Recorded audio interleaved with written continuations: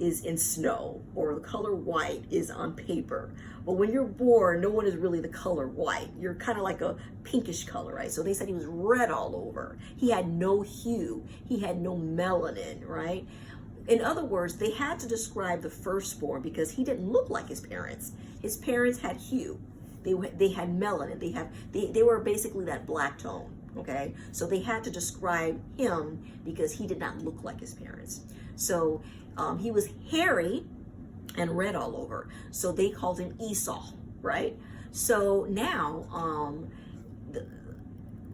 Esau is born, and then Jacob came out. But when Jacob came out, he came out with his hands holding onto the heel of his brother. Now, this was symbolic of the fact that the Most High God did reveal that the younger would be ruling over the elder, right?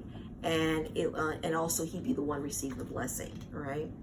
Now, Jacob, they did not describe him because he looked like his parents. He looked like him, all right? So that's that part. Now we're fast forwarding, right?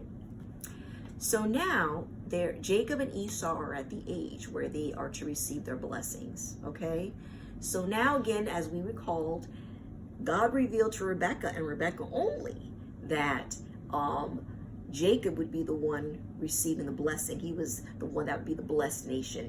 He was through him that blessing would come, the bloodline of blessing, right?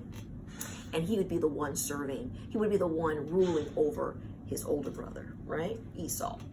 And only Rebekah knew this. So now, right, because she knew this, she ended up taking some either goat skin or sheepskin, and putting it over Jacob to receive, so Jacob can receive the blessing while Esau went out hunting, right? So Jacob received the blessing. When Esau came to get his, he ended up, his father said, well, I thought it was you, Esau, and I gave the blessing to Jacob. And so Esau said, well, what about me? Is there anything left for me? And he said, well, yes. Now, for anything you want, for all your blessings, it will be by sword, which is another way of saying he'd have to fight for everything to get all his blessings, like through war and so forth, okay? So this is now the interpretation. So now basically, of course, Esau, because he felt betrayed, he was very angry. It was a perpetuating type of anger. It literally went from one generation to another. He hated his brother because he felt betrayed, not knowing that this was actually God's promise, right? And because he felt betrayed, he ended up defying his parents and going to the land of Canaan, where they were following other gods, and they were another nation. And he ended up marrying people from that nation and having children with them. So this is how what you call the white or European race came about, okay? So I just wanted to bring about this to attention, because I know you've probably never heard this before, but it is the truth. And you can actually find this. I'm going to give you some references. There is a book here. It's called the Apocrypha. Now, this book is also part of the Bible. And I came to know about it just a few years ago.